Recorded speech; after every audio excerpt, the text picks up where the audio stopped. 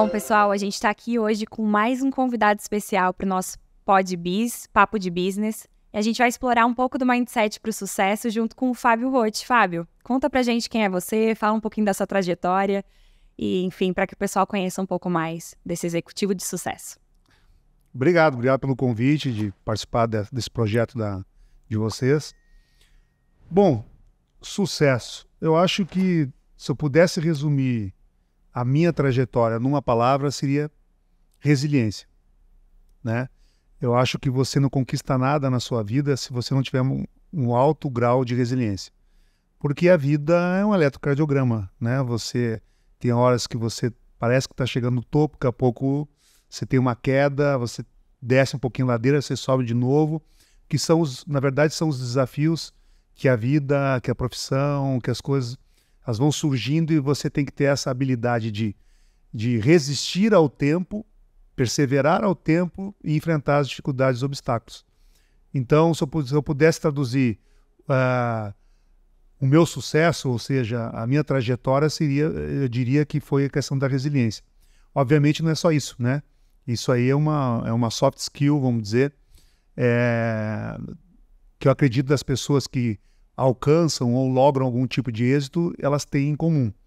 Mas não é só isso, né? É a pessoa que está sempre procurando estar sempre atento daquilo que está acontecendo, se preparando, né, em prol dos objetivos que se tem ou que se almeja alcançar. Então, é por aí. Na minha vida, eu sempre, apesar dos tombos que eu tomei, eu procurei assimilar o tombo, entender por que daquele tombo, sacudir a poeira e encontrar rotas alternativas. Legal. Né? Então, foi por aí.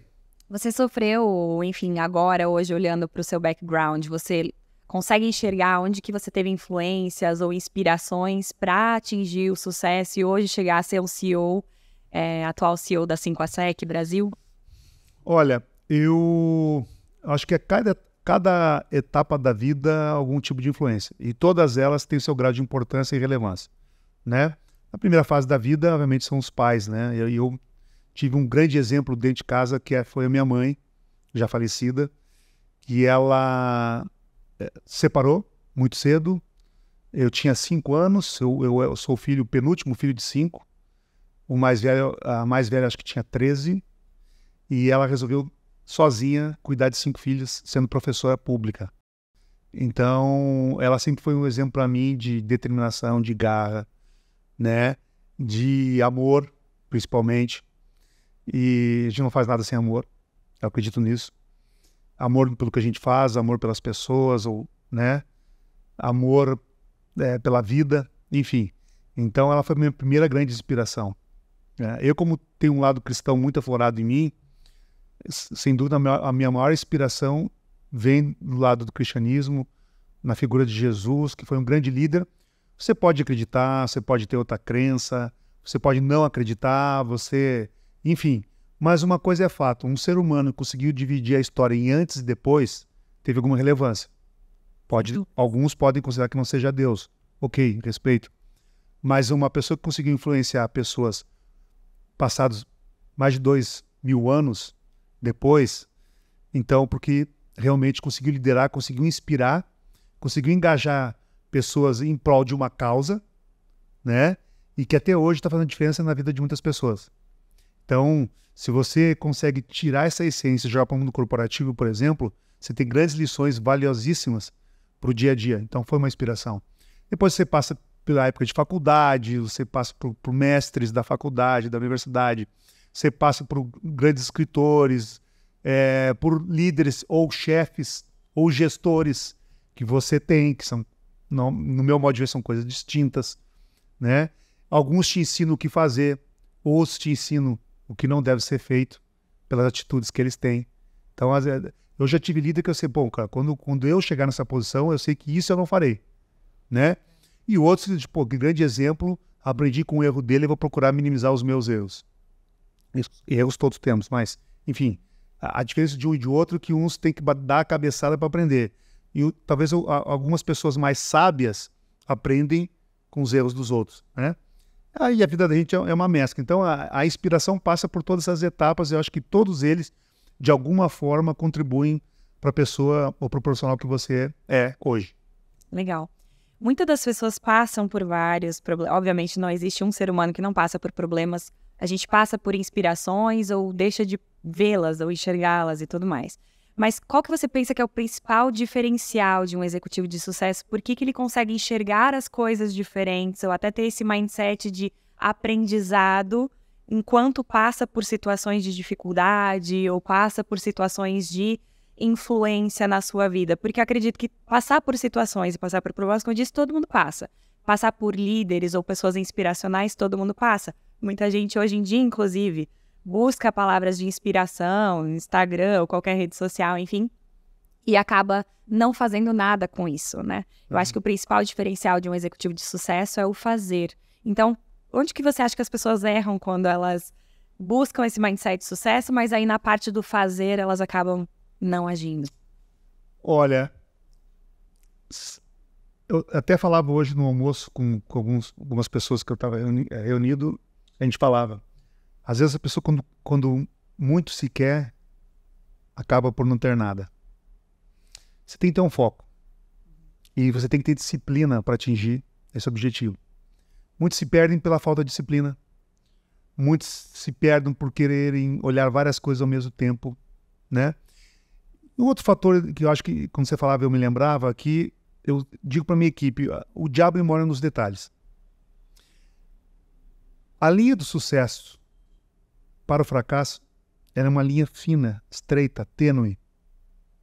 Por que uns têm e outros não têm? De repente, aquelas pessoas que atingem um relativo sucesso, elas conseguiram observar os detalhes com mais rapidez, elas estavam atentas e elas não perderam o time. Porque também o time é fundamental, né? Se a pessoa fica procrastinando ou fica querendo ser perfeccionista demais em algumas situações, ela pode perder o cavalo que passou encilhado ali, seja uma oportunidade de trabalho, seja uma ascensão, uma oportunidade de negócio, não importa. Tá? Importa que ele passa, e ele passa, você tem que estar pronto e preparado. Porque para mim a fórmula do sucesso, talvez você tenha me perguntado nas entrelinhas qual seria a fórmula do sucesso, seja um encontro da oportunidade com preparo. Oportunidade mais preparo igual igual-sucesso, né? Muitas vezes a pessoa tem a oportunidade, mas ela não está preparada. Ela não vai ter sucesso. Às vezes ela até está preparada, mas ela não sabe enxergar a oportunidade. Não vai ter sucesso. Então, para mim, por isso que a soma dos dois é que contribuem para o sucesso. E aí, como eu falei, foco, disciplina, atenção aos detalhes, percepção de tempo, agilidade, vão diferenciando na jornada as pessoas que estão um passo à frente ou daquelas que estão um passo atrás. Você acredita no mindset da abundância, algo que te influencia de alguma forma? Porque tem muita gente hoje, acho que sempre teve, na verdade, mas hoje fica mais nítido ou mais visível, porque a gente tem muito acesso a todo mundo o tempo todo. É o mindset da escassez. As pessoas olham mais para o negativo do que para o positivo, e isso pode impactar de alguma forma a pessoa chegar ao sucesso? Vou te dizer assim, existem alguns estudos de neurociência, e não é de hoje, tá? O ser humano, a cada 10 pensamentos que ele tem, 8 ou 9 são negativos. Isso não é de agora, não é porque nós vivemos uma geração que está mais ansiosa como nunca, mais depressiva como nunca, etc. Aliás, estamos mais ansiosos e depressivos porque nós temos o conhecimento, achamos que temos o conhecimento como o de um oceano, mas a profundidade de uma xícara. Porque hoje, numa rede social, as pessoas estão muito presas a isso aqui, né? É a ditadura da beleza, a ditadura do lifestyle, a ditadura disso, daquilo. Você tem tempo para ficar ali 1, 2 horas na frente do negócio, mas não tem tempo de parar para ler um livro, para ver uma experiência diferente. Viver a experiência, não através de uma tela, né?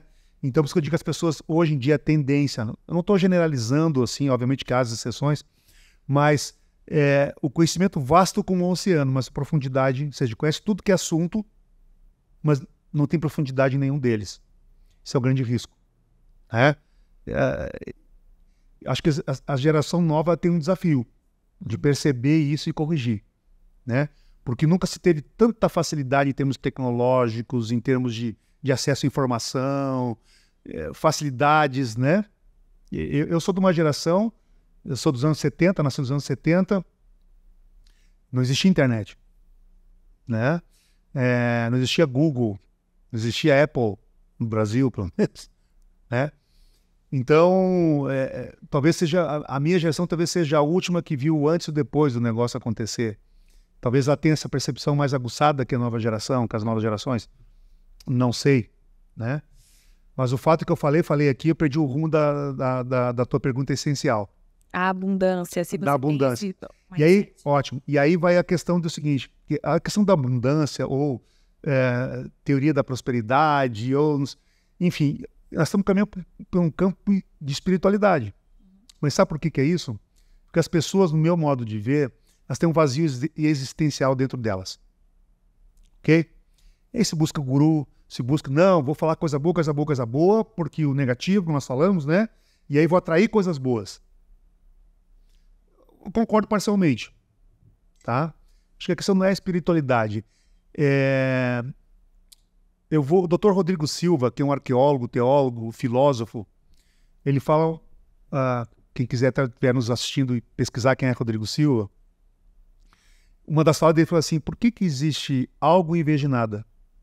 Essa pergunta é profunda. Porque o ser humano ele tem a prepotência de se achar que ele é o único no universo, que ninguém o fez, foi da obra do acaso. De novo, eu respeito todas as crenças. Mas eu acho que nós somos uma máquina tão perfeita e tão complexa que até hoje a ciência não configurou aquela massa de 1,5 kg que nós temos na cabeça. Ainda é uma incógnita para a ciência, para ter uma ideia. De tão complexa que ela é. Ao ponto de ter que fazer cirurgia com o paciente acordado para saber onde eu toco o que acontece com o paciente. De tão complexo que é essa máquina. Então, eu acho que isso é a busca do vazio das pessoas. Para mim é mais fácil acreditar que tem alguém acima de mim aqui, que foi o criador do universo, porque isso me dá paz de espírito para eu trabalhar minha vida aqui na Terra. Seja no âmbito pessoal, seja no profissional, no meu cotidiano, e fica mais fácil. Enquanto às vezes as pessoas... E obviamente, se eu for para um conceito mais teológico, né, de alguma forma lá em Provérbios, Salmos, fala realmente que um bom cristão ele não tem que pensar na coisa negativa, ele tem que pensar na coisa positiva. Porque a coisa negativa, ou aquilo que a gente pensa, acaba se tornando de fato a realidade da nossa vida depois. Então a gente tem que ter muito cuidado com nossos pensamentos e com nossas palavras. Nisso sim eu acredito. Tá?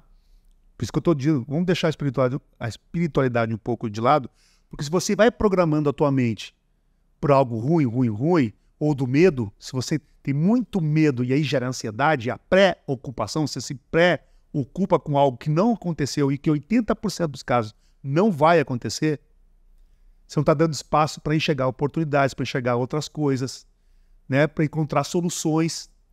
Se você entrar na minha área administrativa aqui, você vai ver na parede bem grande, assim, onde as pessoas estão, diz assim, ó, todo problema é uma oportunidade para uma solução criativa. Não é frase nossa, nós plagiamos de outros autores, mas eu me identifico com essa frase, tá? Porque é verdade. Então, cuidado com o que você pensa, cuidado com o que você internaliza, porque isso pode acontecer na tua vida de fato. Não simplesmente para uma questão espiritual, mas que você está direcionando energia e tempo vital para aquilo, mesmo que seja um medo que aquilo aconteça.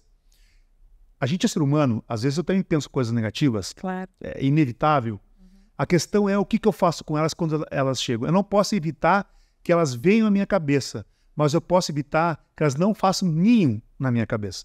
Exatamente. Né? Eu sou uma pessoa extremamente ansiosa. Já tomei ansiolítico. Né? Hoje não tomo mais e controlo. Como é que eu controlo a minha ansiedade? Quando vem esse pensamento, eu digo, o que vai resolver?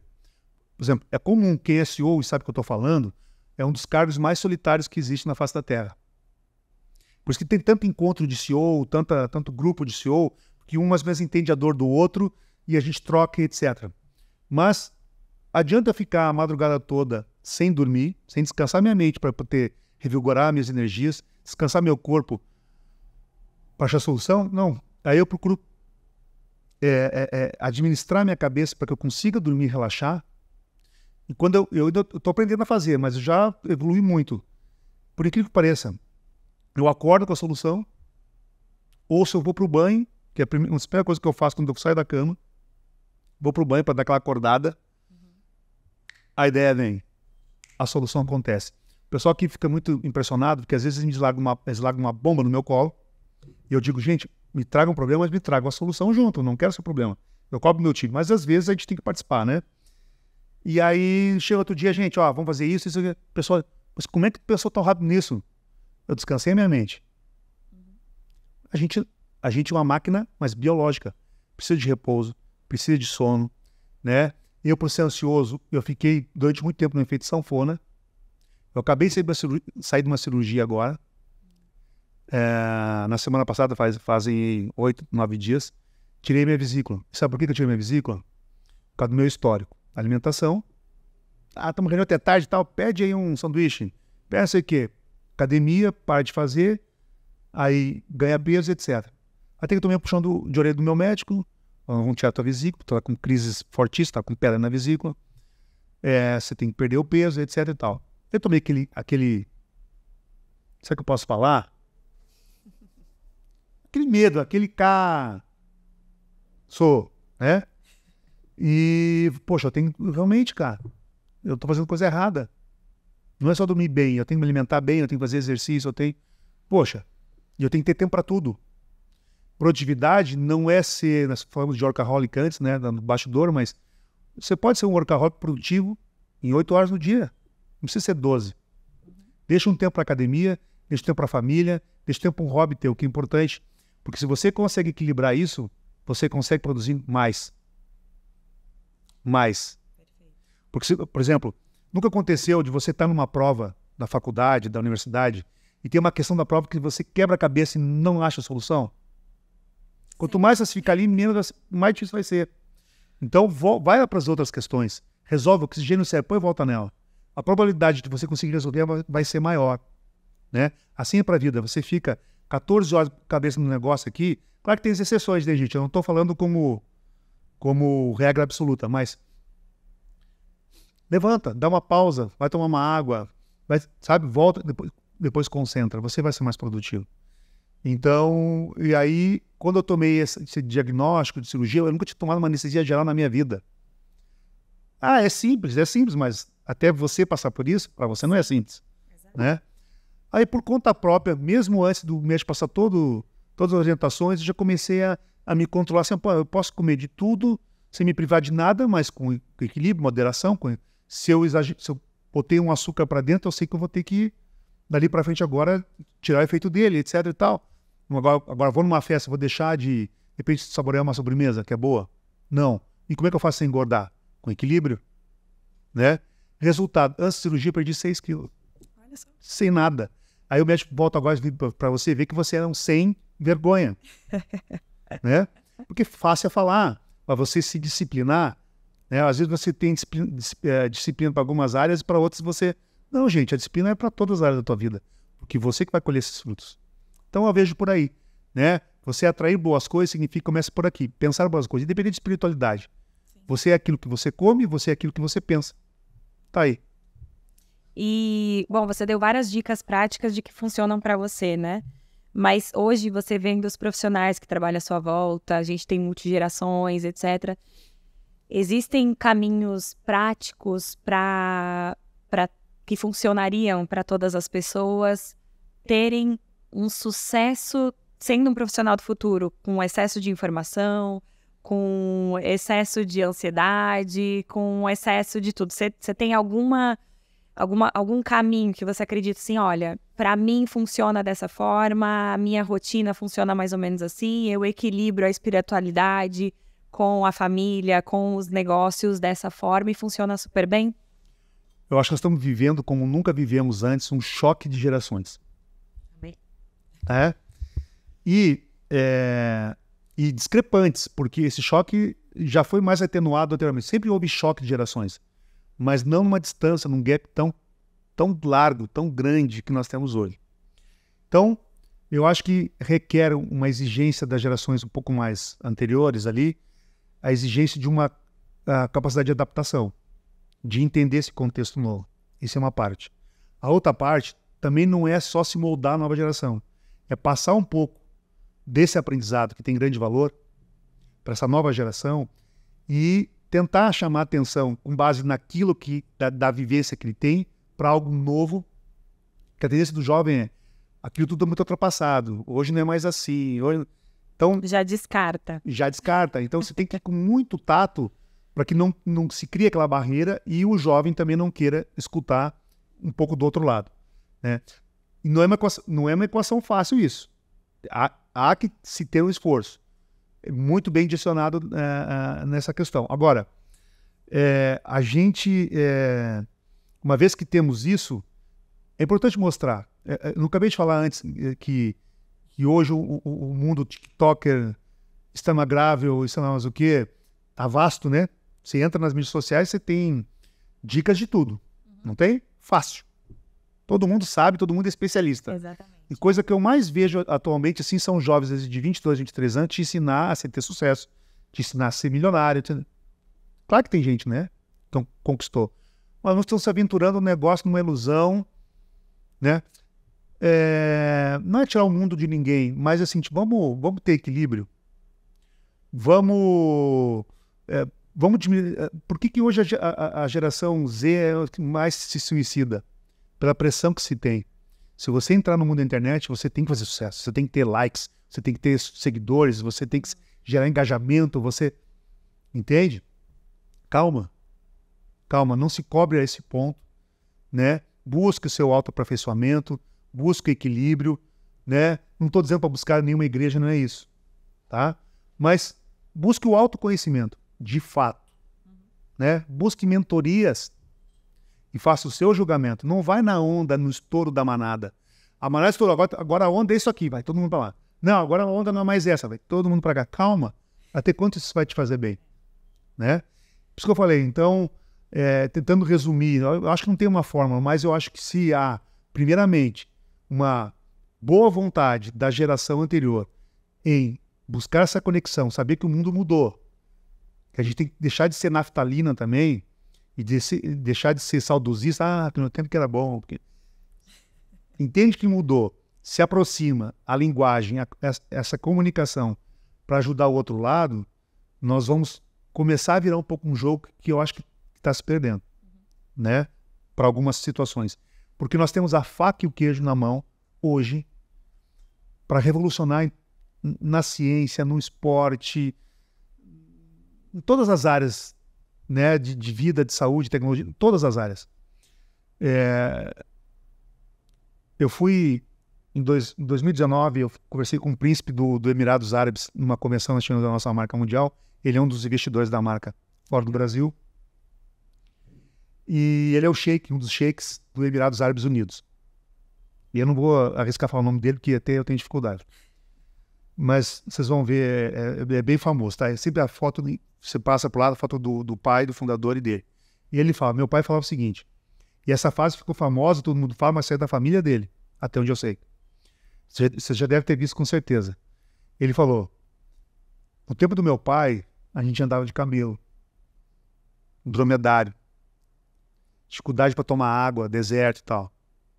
Homens fortes, descobriram petróleo, tudo mais. A minha geração começou a construir prédios, investimentos e tal, tal. Os meus filhos andam de Lamborghini, Ferrari, etc. O que eu quero dizer com isso? Que tempos difíceis fazem homens fortes. Homens fortes fazem tempos fáceis.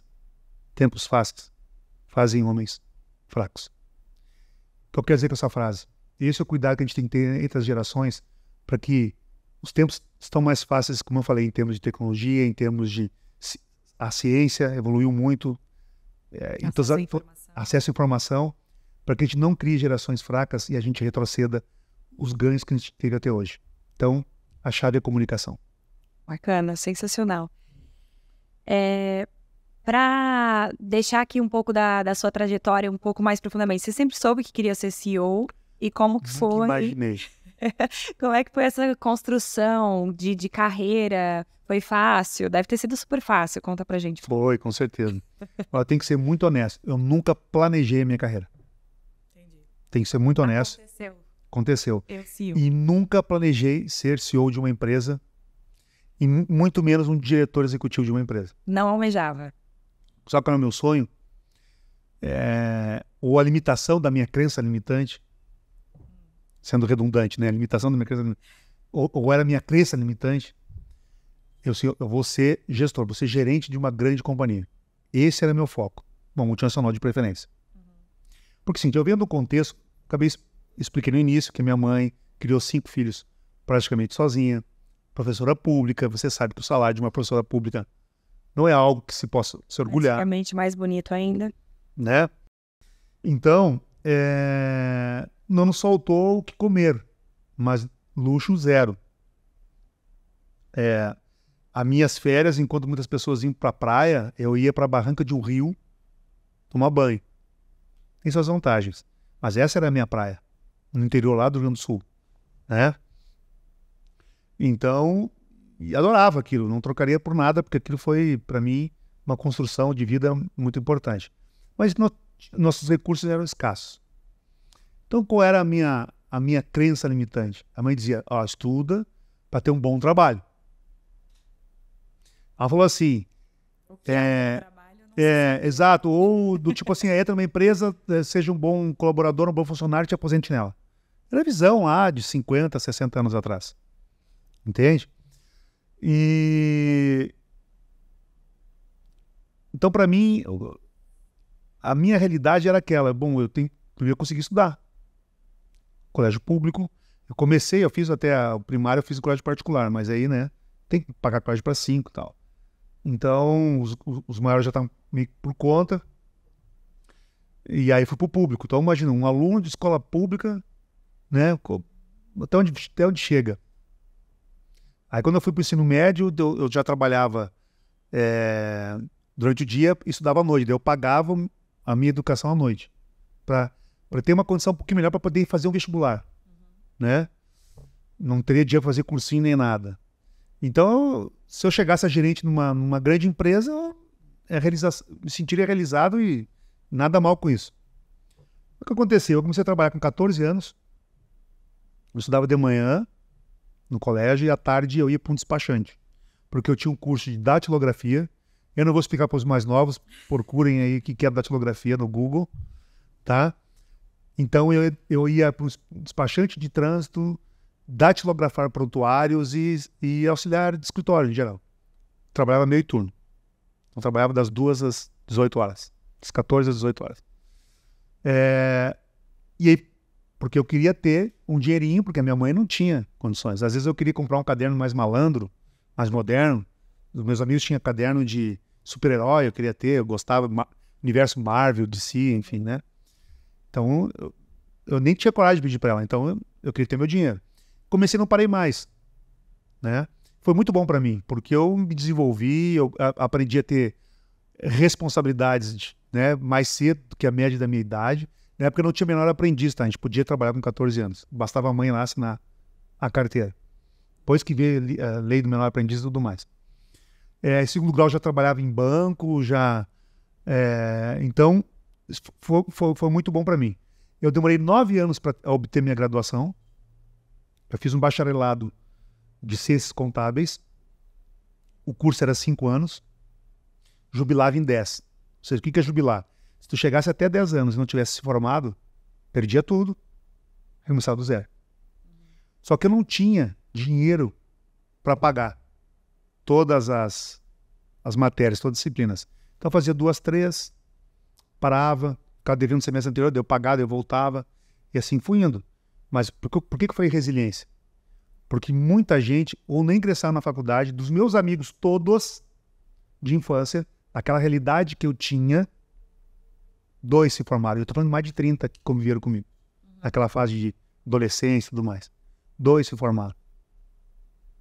Uma graduação, para você ver o universo de onde eu venho. E aí eu casei cedo, com filho cedo, né? Casei, filho e tal. E aí eu ganhava um pouco mais do que 2 salários mínimos, talvez na época. Como é que você paga faculdade e sustenta filho? E aí ele foi a minha grande inspiração, porque eu falei assim, eu quero dar um futuro bom para ele. Quero dar coisas para ele que eu não tive. E isso foi um impulsionamento também para mim, para eu não desistir. Mesmo diante das adversidades que eu tinha, porque não era fácil. Eu saía do meu trabalho, eu pegava um ônibus, 2 horas de ônibus lotado, com aquela Babilônia de odores, de perfumes, será que você me entende? Né?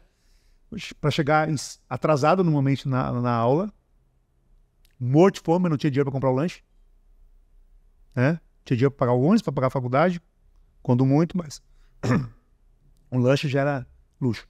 Sim.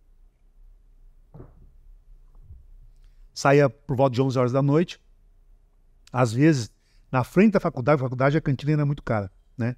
Mas na frente da faculdade tinha aquelas towners, aquelas carrocinhas de cachorro-quente, às vezes eu conseguia ter uma graninha, então para mim era uma festa, comer um hot dog ali, né? Tava grandão, já chegava bem em casa. Mas chegava em casa por volta da meia-noite, então eu saía de manhã muito cedo, não via meu filho. Chegava à tarde e já estava dormindo, então eu via meu filho no final de semana. Só que eu só tinha praticamente o final de semana, quando muito domingo, para estudar. Senti o trabalho, enfim. Mas tudo isso me forjou quem eu sou hoje. Me formei e aí, poxa, uma vez formado, com toda uma experiência, eu sempre me destaquei muito nas empresas onde eu passei. Se pegar meu currículo, eu nunca fiquei mais do que 2 anos sem ter algum tipo de de reconhecimento vertical, não mérito horizontal, mas vertical. Assim. Então, eu sempre procurei me destacar, sempre procurei assim, eu não posso ser mais um na minha vida.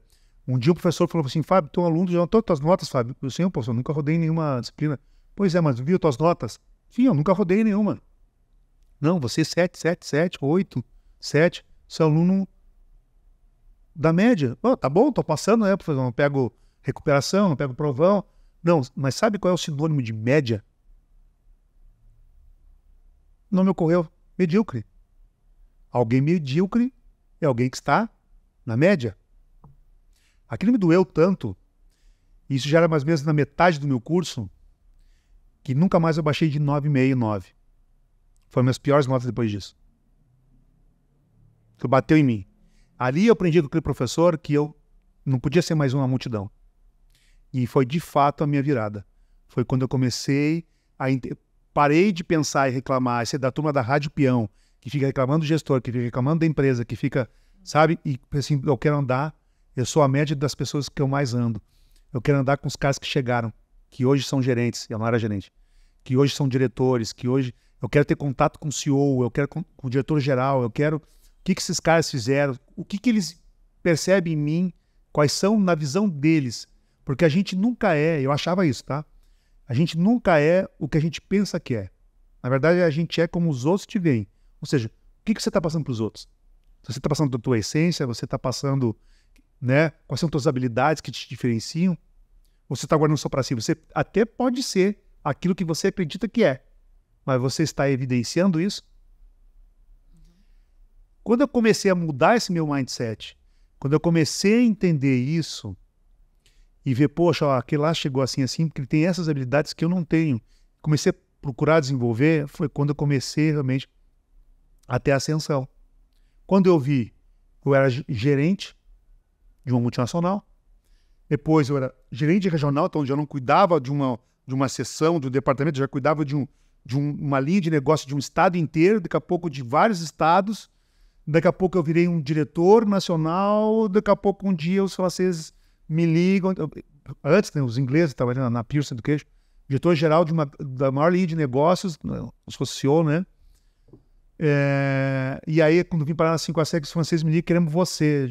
Eu recusei 2, 3 vezes, os caras pesquisaram meu currículo, e eu sempre falo isso também, isso é importante frisar. Às vezes as pessoas me pediam algum tipo de mentoria para mim, eu falo assim, porque lá eu não sou reconhecido. Porque lá ninguém vê meu valor, porque lá ninguém me nota.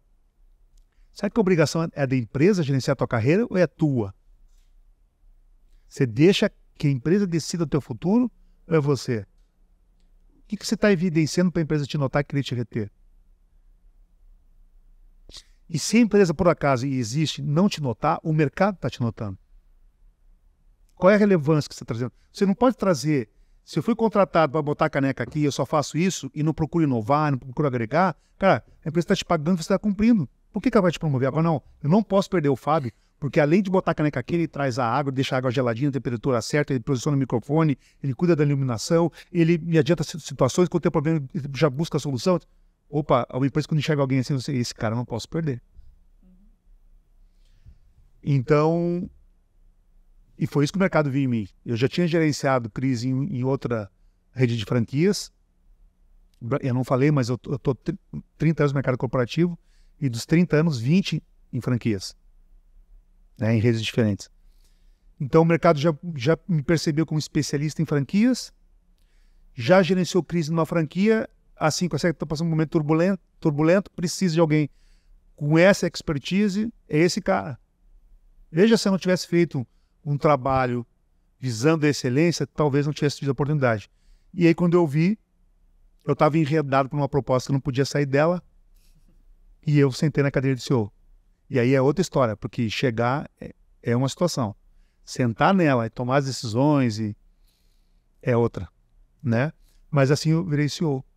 Então, assim, tem uma fórmula mágica, não acho que a minha história seja extraordinária, mas eu digo que ela é factível, ela é possível, se você entende os momentos e você procura não ser mais uma multidão, mas ser um destaque. Usar suas habilidades, que cada um tem um dom. Todo mundo tem dom. Talvez uns mais, outros menos, mas todos têm. O que você usa dos teus pontos fortes para te evidenciar? E você reconhece os teus pontos a desenvolver? E o que você está fazendo para suprir essas lacunas? Você está com medo de errar? Porque eu vim para uma situação muito turbulenta. Eu estava muito confortável como diretor-geral numa empresa anterior, numa multinacional maior da empresa que eu estou hoje, muito maior. O que me levou a vir para cá? Uma dose de ousadia, com coragem e uma visão de futuro diferente. Que eu aprendi com quem? Com esses mentores que eu tive no momento que eu entendi que eu tinha que sair da turma do barulho para a turma daqueles que fazem acontecer. E aí me transformei e estou aqui nessa cadeira hoje. Sensacional, olha. O papo está muito bom. Eu queria ficar aqui por horas com o Fábio. Você deu muitas ferramentas. Eu acho que tudo que você falou tem a ver com semeadura. A gente falou recentemente com o Rodrigo no episódio passado. Ele fala muito de você ir plantando e para colher isso, você vai colher o que você plantar ao longo da sua trajetória. Isso para a vida pessoal. Exato, para tudo. Profissional. E existem alguns livros, além desses mentores e inspirações em casa, inspirações espirituais, que te ajudaram nessa... Eu já li muito livro porque eu gosto de ler. E todos eles contribuem de alguma maneira. A grande maioria já não gosta de ler hoje em dia também, né? Assim, agora eu tô generalizando porque tem estudos sobre isso. Não gosta de ler. O brasileiro, inclusive, lê muito pouco. Exato. Mas eu procurei gerenciar minha rotina. Já vai uma dica de livro. Vicente Falcone, o gerenciamento da rotina do dia a dia. Ótimo. Tá? Gestão do tempo é a crise do momento, então. Acho também. Aí tem Gustavo Cerbasi, tem Christian Barbosa, tem uns caras que falam também, já li os livros deles também, né? Sobre tríade de tempo, enfim. Tríade de tempo. Gente, eu li tanto livro, todos eles contribuíram, assim. Eu li livros de autoajuda, tipo do Roberto Chiachik, Sucesso Ser Feliz, lá atrás, muitos, muitos anos atrás. Teve coisas bacanas. O Monge Executivo, do James Hunter. Um livrinho pequenininho, um best-seller, mas tinha muitas lições bacanas. Paixão por Vencer, do Jack Welch, né? O Poder do Hábito, Execução, Rancharan e o outro, agora esqueci o nome. Eu também sou muito bom de nomes, tá? Não, sem problema. Mas, enfim, Rancharan, livros de estratégia, desde BSC, Balance Scorecard, a Estratégia do Oceano Azul, por exemplo, famoso, outro best-seller. Eu acho que ler enriquece, porque você viaja. Eu por exemplo, eu me organizei. O que eu faço quando eu acordo? Eu faço uma meditação, eu trabalho meu lado espiritual. Primeira coisa que eu faço, vou pro meu banho. E meu banho também é um momento de meditação. Talvez não seja muito ecologicamente correto, mas eu gasto um pouquinho mais de tempo no meu banho. Os alemães já vão falando, o lado alemão do Hort. Exatamente, você pesquisou bem, exatamente. Mas enfim, é um momento para mim ali, meu ali, né? Eu saio dali e tal, e tudo isso antes de tomar café, tá? E aí tem um cantinho da leitura em casa, e aí eu leio pelo menos um capítulo de 1 ou 2 livros todos os dias. Quase todos os dias, né? Só estaria mentindo, não é todos os dias, mas quase todos os dias eu procuro fazer isso. E é legal, é fácil, porque doses homeopáticas te levam mais longe. Porque senão você fica... Que tem muita pessoa que lê, mas o que eu li mesmo? O que quis dizer? Que já está uma leitura muito dinâmica, e esquece. Lê um capítulo e medita sobre o capítulo. E tem um professor de neurolinguística, não é o nome dele agora, para dar o crédito. A gente coloca na descrição. Depois eu vou procurar. Ele fala o seguinte: você quer aprender? Estuda todo dia um pouquinho e escreve. Você quer aprender o que você leu realmente? Lê, medita, faz um resuminho de 2, 3 linhas do que você leu daquele capítulo. Vai a diferença que vai ter ao final do livro, para a tua vida, para o teu aprendizado. Então, assim, os livros contribuíram muito para mim, muito, daquilo que eu estudei na academia e daquilo que eu não estudei na academia, entende? Na MBA que eu fiz, e mestrado, enfim. O livro me ajudou muito. Livros de negócios, como eu citei alguns aqui, né? Ou um simples livro de autoajuda ou um livro religioso, né? Vou dar uma dica. Eu já sou formado em ciências contábeis, como eu falei, eu tenho pós em controladoria, contabilidade societária nacional e internacional, CEO da GV, e terminei ano passado, era um mestrado, mas depois eu acabei como teologia, que falta como pós, que falta uma parte para terminar como mestrado, junto os dois, né? Parte de titulação sai como pós e parte da titulação sai como mestrado. Então, eu não terminei a última parte para o mestrado ainda, tá? Mas eu fiz um curso no NASP aqui em São Paulo, Engenheiro Coelho, de teologia sistemática. E eu estudei lá religiões do mundo, tá? Uma das cadeiras. Então, eu vi um pouco de budismo, hinduísmo, cristianismo, islamismo, e etc, etc. Por que, Fábio, você fez isso? Primeiro que eu sou um apaixonado por teologia, por história, arqueologia. Não se surpreende se um dia não fizer um curso de história ou algo nesse sentido também, porque eu gosto, né? Porque você entende o nosso passado, alguma coisa também de antropologia, enfim, entende o passado, entende por que o que o Islã difere do cristianismo. Você vai entender conflito político. Por exemplo, quem tem a oportunidade de viajar ao mundo vai entender por que determinados hábitos culturais. Nós somos um país diverso, mixigenado. Por que o sul do Brasil tem uma característica e alguns estigmas, enquanto o Nordeste tem outras características e outros estigmas? Quando a gente consegue navegar nisso, compreender, você aceita algumas coisas mais tranquilamente, você ajuda os outros mais facilmente, né? Então, eu sou um curioso por natureza, né? Agora eu devo ingressar em um outro MBA o ano que vem, eu não gosto para estudar. E aí uso a frase do meu amigo André Ortiz, que é um PhD, deve conhecer, e já foi palestrante aqui na empresa, ele trabalha com grandes empresas também, e o dia que eu conheci ele falou assim: Fábio, eu sou um eterno aprendiz. E tem uma história de vida muito bacana também. Ele já quebrou a empresa, já foi demitido de empresa, já trabalhou nisso aqui, e nunca pensou que um dia seria PhD, né? Estudou pra caramba, fora do Brasil, Harvard e tudo mais. E eu falei: pô, André, que bacana. Acho que todos nós deveríamos sermos eterno aprendiz. Porque, cara, Mário Quintana, falecido Mário Quintana, dizia assim: quanto mais sei, sei que nada sei. E outra coisa que ele dizia: eles passarão, eu passarinho. Foi uma briga com a academia na época, né? Ele dizia assim: poxa, será que todo mundo sabe tudo? Não, a gente nunca sabe nada. Se eu estou aberto a aprender, eu vou citar, eu gosto muito de parafrasear os outros, já percebeu, né? Einstein dizia: uma mente que se expande, jamais ela volta do tamanho original. Quem dizia isso era Einstein, né? E é verdade.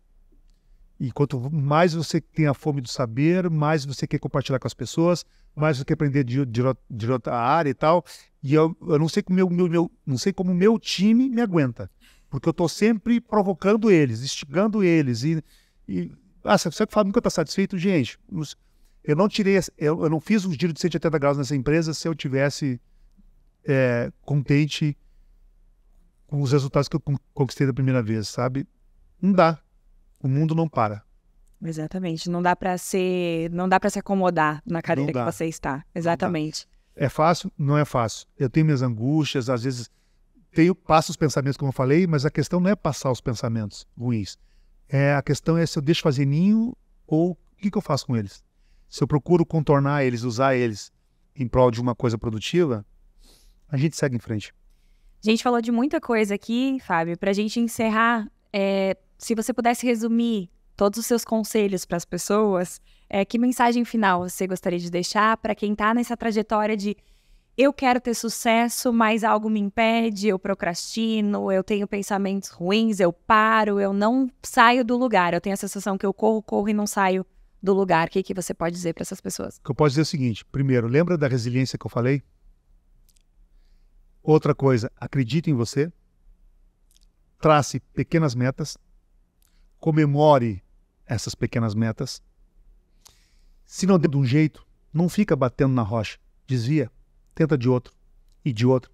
Thomas Edison não inventou a lâmpada na primeira tentativa, nem na 100ª, depois da 1000ª. Imagina se ele não tivesse inventado a lâmpada, o que seria de nós hoje? E se você persistir no tempo, o que começa, procura terminar. Eu dei uma mentoria essa semana para um colaborador meu aqui. Ele começou uma faculdade, parou, não sei o que e tal, já estava pensando em outro ramo totalmente diferente. Cara, procura terminar uma coisa que você começou primeiro, para ter um sentimento de realização. Avalia depois, segue outras rotas, muda a rota, não tem problema.